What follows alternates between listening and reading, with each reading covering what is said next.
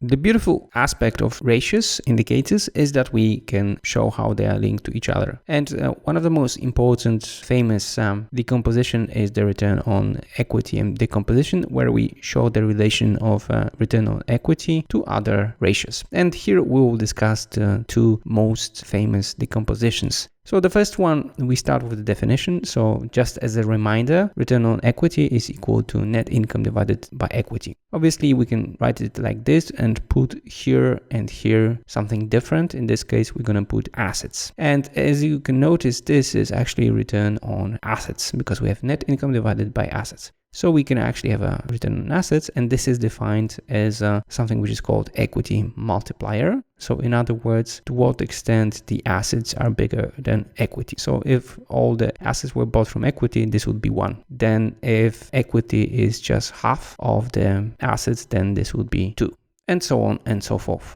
So this decomposition shows you that actually return on equity depends on return on assets and to what extent assets are bigger to equity. So you can actually increase return on equity by by having less equity and more debt. So financing more assets with debt rather than equity. And it also shows you that the return on equity depends on return on assets. So the higher the return on assets, the higher the return on equity. Another decomposition of return on equity boils down to the fact that net income and equity can be presented again as a decomposition of the following things. So here we will try to have 3 elements. So since this is return on equity, we have net income divided by equity. So here we have a repetition of that. And as you can see, we have prepared 3 places. So we will again put assets. So here we've got assets by equity. We are left with assets. And then we will have here sales. So in a sense, from the mathematical point of view, we've got the very same thing, because if we multiply those 3 elements, they will cancel each other. So sales will cancel with sales here and assets will cancel with assets here. But thanks to that, we can define each and every element separately and show the dependence of return on equity on other ratios.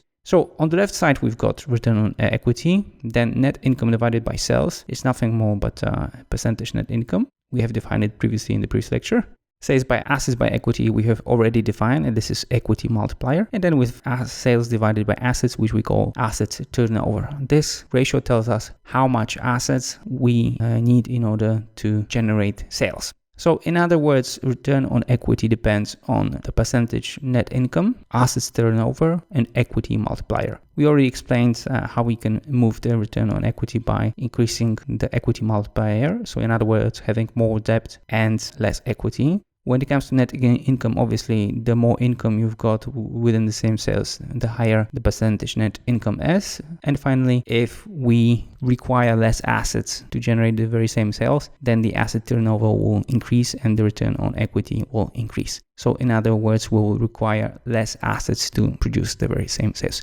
So as you can see, in this way, you can become more actionable. So once you look at the return on equity or any other ratio as a composition of different ratios, you can have an action plan what to do in order to improve that. So here we would have some actions to improve the percentage net income, improve the asset turnover, and play with the equity multiplier. So in other words, have more debt. So that's in short. I'll attach links to other decompositions which you might also find interesting.